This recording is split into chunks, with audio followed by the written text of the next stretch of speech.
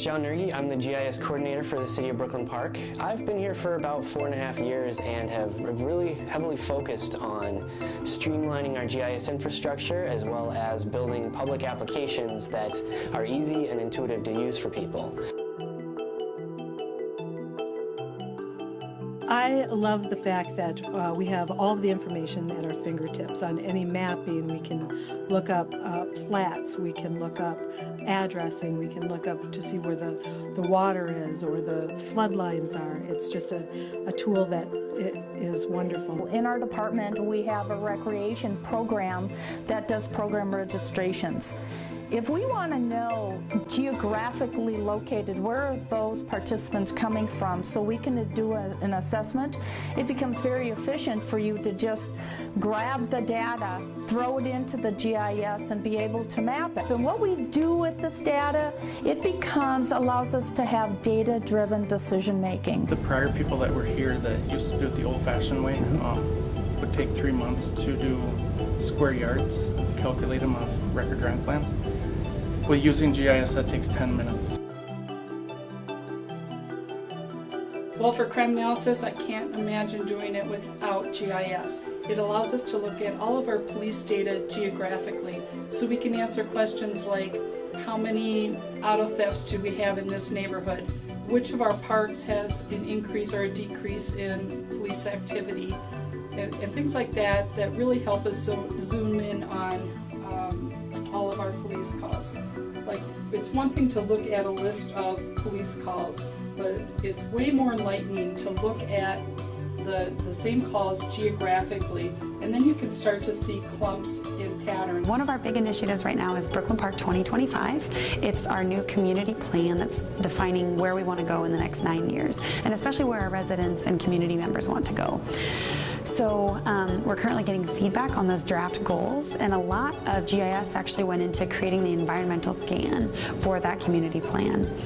We wanted to give the public information about where we're starting from before we could decide where we need to go. And so we used GIS to highlight a lot of the geographic disparities in our city. We're a very diverse city in all means of the word, and we used maps to help people visualize what that looks like at a citywide level. And a lot of people found it really instrumental in thinking about the future of the city.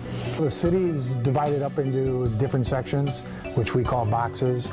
Each box corresponds with one of our stations, station 1 through 4, so the boxes are numbered in the 100s, 200s, 300s, 400s. We use the box alarms primarily, helps us get to an address.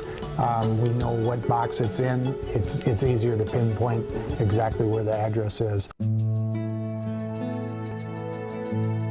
We do so much with story maps. It's a great way to engage the public because it doesn't seem as scary as simply looking at a map.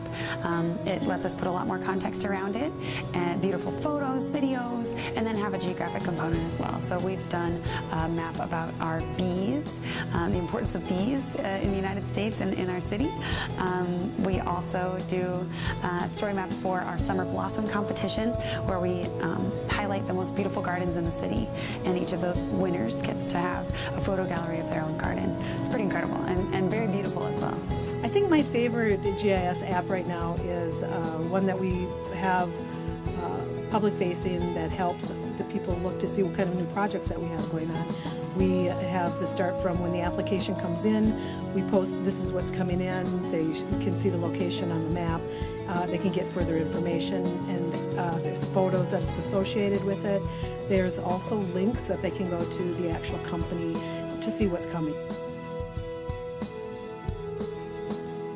GIS has changed a lot, so it's gone from being something very technical and very internal to something more readily available and readily understandable to the user, whether that's a resident or an employee that's not familiar with GIS. I think it's really important to put those out there because it's a medium that people really understand. You know, you might not know much about a budget, you might not know much about how code enforcement works, but if you can view information on a map and and see that contextually with some background information, with some photos, with some videos, it really helps you as a non-expert understand that information, which I think is really important because providing government information openly, it's not only the ethical thing to do since it's all publicly funded, but it's also something that helps us promote citizen scientists, it helps our businesses be successful, and the more people we have making data-driven decisions on the same platform, the better we can all function as a community.